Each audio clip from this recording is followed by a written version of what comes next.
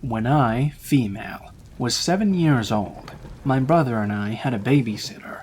One afternoon, my parents were both away, and my little brother and I were playing with her. Suddenly, the phone rang.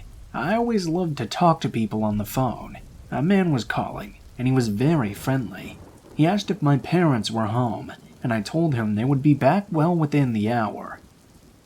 He asked me how I was, what I was doing. He was just very friendly.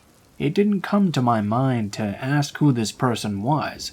I just thought probably it was one of my parents' friends. I've always been bad at recognizing people on the phone as well. The man also clearly knew my parents' names, and some information that gave me the feeling that he was a close friend. This happened in the 90s, and our telephone at that time did not show the number of who was calling. We chatted for a couple of minutes, until the man suddenly stopped talking to me. I asked if he was still there, and after a weird pause, his friendly voice suddenly dropped, and in a raspy and extremely creepy voice, he asked, "Would you like to go to heaven or hell?" I froze. There was silence on the other line, and I could hear heavy breathing. It sounded very creepy. I ended the call, of course feeling very ashamed, because I now remembered how my parents had always told me to ask who was on the line first, and to not talk to people I didn't know. I went back to the babysitter, and as she asked me who called, I told her it was my granny, since I felt so ashamed of what had just happened. For the rest of the day, I felt a bit uneasy, but it was all forgotten the next day. A couple of days later, it was Wednesday, and in the evening, there was always an hour in between where I was home alone. My mother went to a swimming course with my brother, and my dad was a soccer trainer. The soccer field was across the street from our house, and when I turned 7, I was allowed to stay home alone since I always hated to come with my dad to the field. I always enjoyed that hour of time and used it to play on my Game Boy. Suddenly, though, the phone rang. I supposed it was either my mom or dad, calling to ask if everything was okay. "Hello?" I just heard heavy breathing on the other line. I immediately felt uneasy and asked who was there. Once again, I heard the raspy voice asking me if I wanted to go to heaven or hell. I immediately ended the call and felt very uneasy and unsafe. The phone kept ringing, but this time I didn't pick it up. It would ring again not even a minute after. I thought about the possibility of it just being one of my parents, so I tried to pick it up again. I didn't say anything this time, but immediately I could hear the heavy breathing. After this, I called my dad. He told me to just ignore the phone, since it was probably just a stupid prank, and that he would be home within 10 minutes. The moment my dad arrived, the call stopped. I felt stupid, and I wasn't sure if my parents believed me at all. For the following weeks after this, I always came with my dad on Wednesdays, since I didn't feel safe anymore at home. Since that night, the calls had stopped altogether, and neither me nor my parents were on the phone with the strange man again. After maybe a month or so, I finally felt safe enough to stay home alone again, since I agreed with my parents now that it was just a stupid prank, and probably from one of the older kids living on our street. After not even 10 minutes of being alone, though, the phone rang once again. Again, I thought that my parents were probably calling to ask if I was okay. I picked it up, and there was the same breathing. I said nothing. I was frozen. I couldn't believe this would just start up again. How could this person possibly know at what time I was home alone? The voice asked in a raspy voice, "So I assume you would prefer heaven, right? I could get you there if you wanted." I started crying and ended the call right away. I got my jacket and was about to put on my shoes to walk out to the soccer field to be with my dad. We were living on the first floor, and I went to the staircase to get out. When I looked down, I could see someone standing outside, looking through the frosted glass window on our door. I froze. I watched the door and waited for our upstairs neighbor to open theirs, but the figure just waited. After a minute, my heart dropped as our doorbell rang once more, and it didn't stop. The person pressed their finger on the bell constantly. Someone was outside, and it was clearly none of my parents, since they both have keys. I felt like throwing up again when I realized that we have a spare key under a plant pot next to our door, in the most obvious spot you could imagine. I was so afraid that the person on the other side of the door would look and find the key. I ran upstairs, and luckily our neighbor was home. He was an extremely friendly man, and a good friend of my parents as well. He let me in right away, and tried to calm me down. He went onto the balcony, and screamed to the person down there to get the fuck away, or he would call the police. It was already dark outside, but he could make out a figure in black clothes running away from our house. Afterwards he called my dad, and he immediately came home. If this wasn't enough, there are 2 details I found out a couple of years ago, since my dad back then didn't want to scare me. When he came back to the house, a white teddy bear with angel wings was placed in front of our door. My dad threw it away immediately, and the most shocking thing, our spare key, it was gone. My dad and one of his friends changed our lock the same night this happened, and we moved to another area of the city just a couple of months later. This was the last time something like this happened, thankfully. The worst part is that it must have been someone close living nearby, or a friend of the family, since he knew so many details of our family when we first talked, and he always knew exactly when I was home alone. We knew all of our neighbors as well, since it was a very quiet street. They were all families, and very nice. To this day, I always feel like throwing up whenever I get an anonymous call.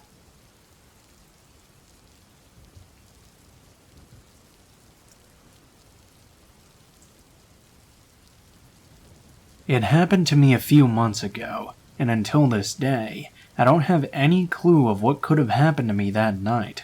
We were 17 at the time.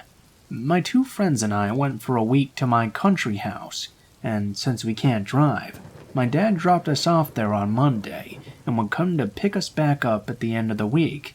The days went by and everything went really well. We had a lot of fun, actually, and one of my 2 friends went back to town one day before me and my friend Mava. My name is Mary, since she had to go to work the day after.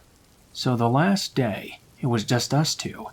At about 9 p.m., we decided to make a campfire while it was still clear, and go back inside to play some games and drink. You know, since it was the last day and all. That night, my dad was coming back later in the night, so he could enjoy his early morning in the country, instead of doing a one-shot 4-hour ride the next day.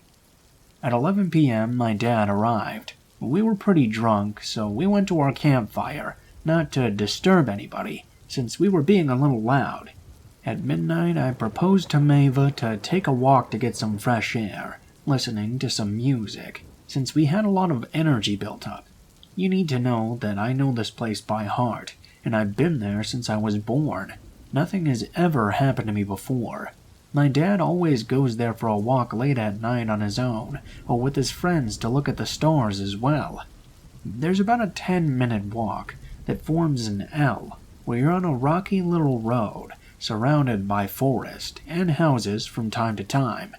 Usually I would have been too scared to go where there was no light, but I was drunk, so I had a lot more courage, and I wasn't thinking straight. We started walking, and arrived at the intersection of the street, where finally there was some light. We stopped and put some music on, as we saw the end of the road. There was the highway, and there was another light. We decided to walk further towards it, to finish our ride. When we arrived, we thought it was so cool that there was nobody on the highway, since it was 1 o'clock in the morning. We stopped a second to dance and take a silly video. Then I put my speaker on the ground. 2 minutes later, we saw a light coming, and at that moment, I realized that something was wrong. This shouldn't be there at that time. Something was probably going to happen. If you think about it, it was inevitable. We were 2 teenage girls standing on the highway at 1 a.m. A blue sports car turned on to the rocky road, and we were just standing there. I realized that the windows were tinted, and we couldn't see inside at all. The car passed by us and stopped as they started making sound with the car's engine, as if to scare or impress us. Hard to say. I then realized that we were doomed. The only way back was through the road, which this car had just drove past and blocked.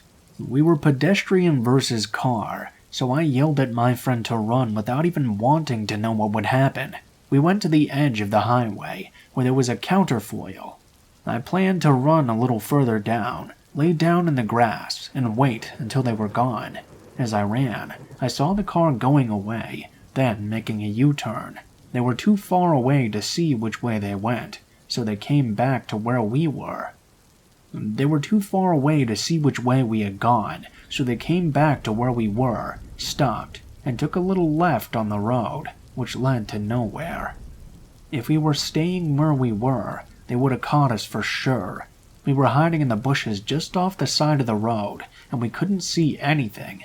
My music was still playing on my speaker. I was about to call my dad to come pick us up, when I realized a voice was talking to us. At first, I thought it was the music, but then, my friend asked me who was talking, and I stopped it. I realized a man was standing right beside me, hiding in the bush by the highway, talking us, telling us to calm down. He gestured towards us. "Come here, girls. It's okay. Come here." It was pitch black, and we couldn't see, not even his face.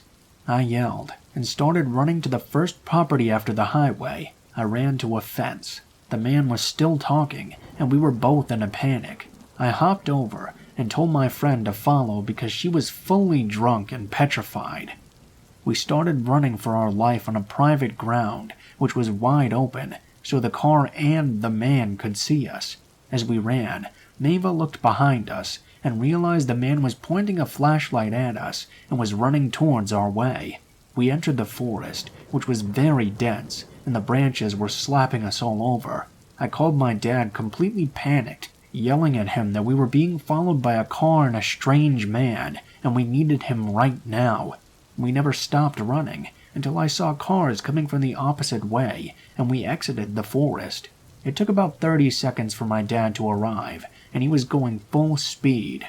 He had no idea what was happening. He just stopped the car and let us hop in. As soon as we entered, my dad asked us who was following us, but immediately we saw the blue car coming out of the forest, heading right towards us. My dad then went their way and blocked them, flashing them to pull over. He went by their windows and lowered them, making them a sign to do the same. The window revealed 2 young men, and my dad started asking them if they were the ones who followed his daughter. They denied it. He then told them not to mess with his children, and they left. To this day, the thing that creeps me out the most is not the men following us. It was the man who was hidden in the bush, whose face we never saw. The fact he was there meant that he was looking at us from the start in obscurity, and he sounded very old as well. I also don't know what the 2 men were planning, but they definitely didn't have good intentions either. A month later or so, I saw a car rolling in front of the house, the same blue car, making the same sounds. They came multiple times. One time the window was down, and I recognized one of the men staring at my house, but I never saw them again after that. If my dad had arrived the day after like he was supposed to, I don't even know what could have possibly happened, and honestly I don't want to. I also want to say that Maeva peed herself when we heard the men, and when we were running in the forest, she was yelling at me. I was just panicked. I was also drunk, and we didn't understand what was going on as I was running. I was just breathing so fast and thought I was in a movie. I kept telling myself I was about to die. Anyway, I hope you enjoyed it. We didn't in the moment, but now we have a good laugh about it.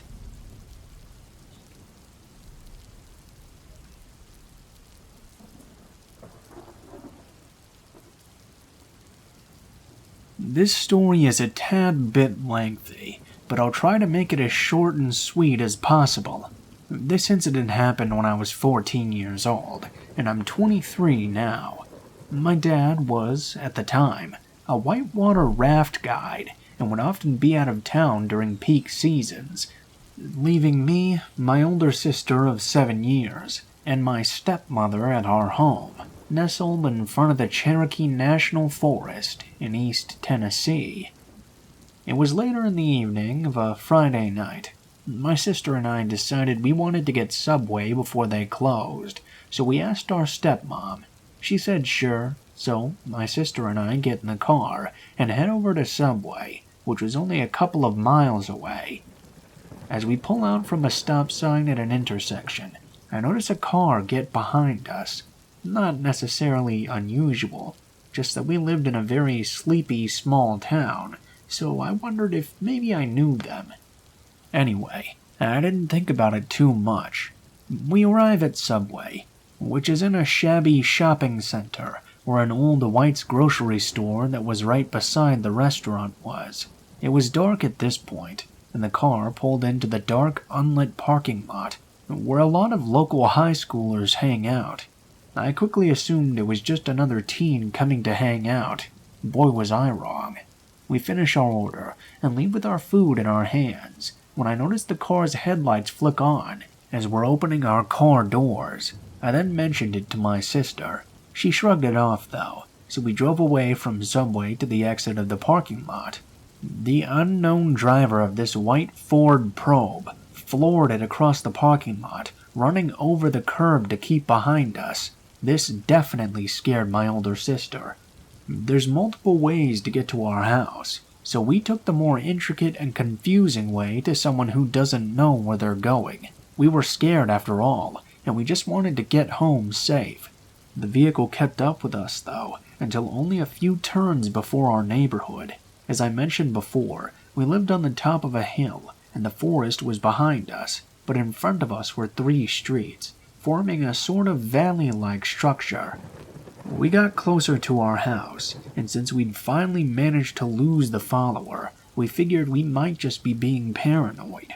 We get into our driveway and walk inside, kind of jokingly tell our stepmom about the whole thing. In the midst of the story though, we see headlights from a car in front of our house. My sister looks out the window. It's the white Probe. We're scared at this point because this person was either very aware of where we lived or was a neighbor we were never aware of. They sit outside our house for what seems like a very long time before my stepmom gets on her phone to call my father to ask if he would have any idea who this was. They drove off as soon as she picked up the phone though. Odd, right? We sit and eat our food, a bit uncomfortable, but trying to shrug it off. We see the old vehicle outside again, and 4 more times later, my father was called.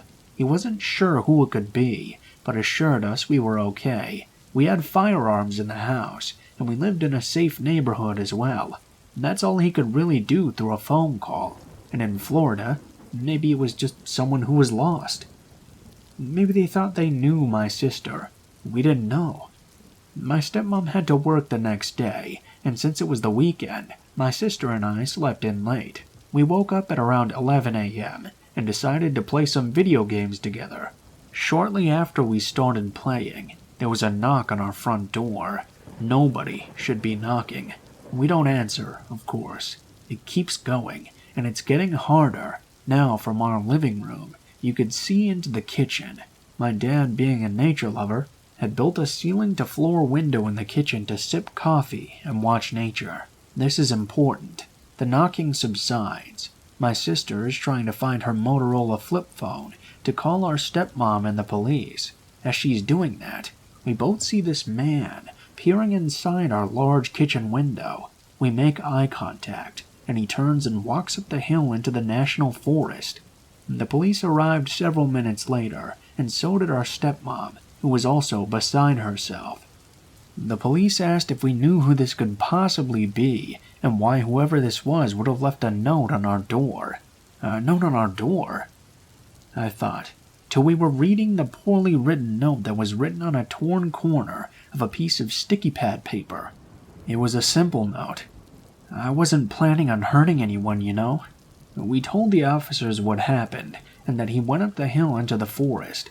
They did a quick scan, and said they didn't see anyone. We really just needed to keep everything locked up for a while, be vigilant, and if we experienced this again, to give them a call. We moved shortly thereafter this event for other reasons, but to the man driving the white Ford Probe, let's not meet.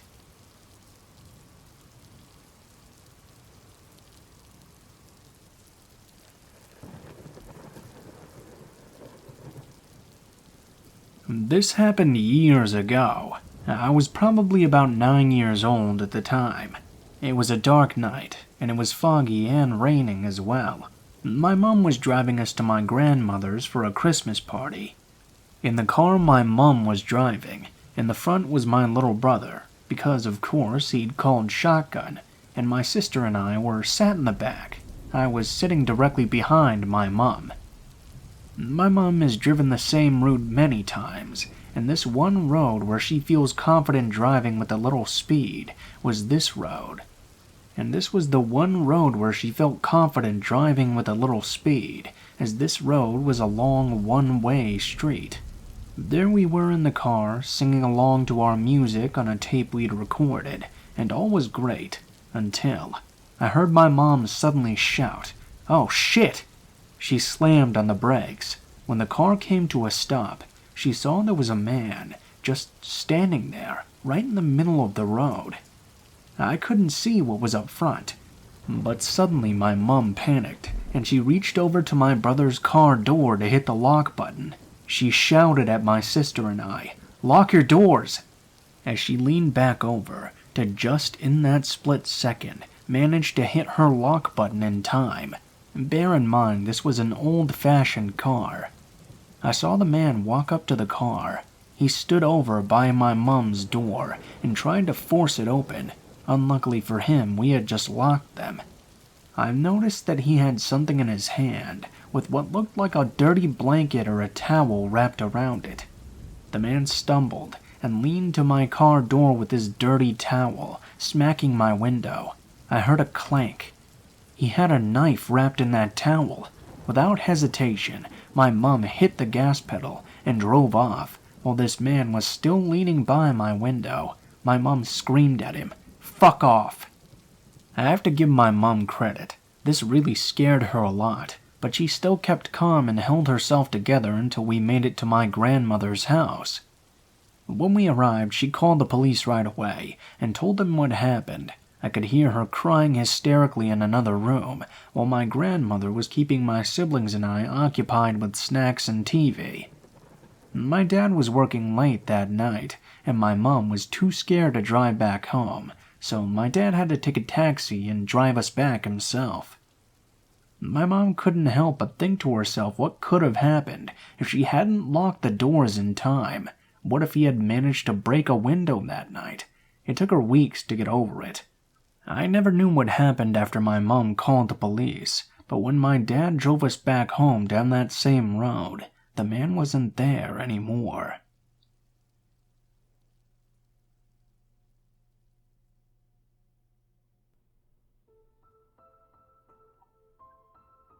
What is up, guys? Blue Spooky here, as always. Thank you guys so much for watching, especially if you made it this far to the end of the video. All of the stories used in this video are used with the permission of Killer Orange Cat. Links to his YouTube channel and his Reddit where I got all these stories will be in the description below. If you guys enjoyed the video, please feel free to like, share, comment, and subscribe if you feel so inclined. It really helps me out with the algorithm. If you do decide to subscribe, make sure you hit that bell button so you can see all the videos I post in the future. I try to make at least one true scary story video every couple of days. Nowadays it's more like one a day, but that's not all the time. Special thanks to my artist friend Alan, who does all of the artwork for my channel. Links to his social media will be in the description below. If you'd like to send me a message for whatever reason, maybe you'd like to submit your own story for me to read, you can go ahead and take a look in the description where all of the links to my social media will be as well. You can send me a message on any of those, and I will try to read it as quickly as possible. If you do decide to send in a story, please be sure to include in the tagline what the name of the story is, the type if it has one, and how you would like to be credited in the description of the video the story appears in. Please make sure you also include proper grammar as well, and try to include as much detail as you are comfortable with sharing. If you guys like my content on this channel, I also have two other channels. Links to those will be in the description, and you can also find them just on my channel page. They are called Darkest Hour and Mr. Blue Skies. I do disaster documentaries and true crime documentaries on them respectively. Feel free to check those out if you'd like. Overall though guys, I think that's pretty much it for now, So thank you guys so much for watching, and I hope you guys have a great day.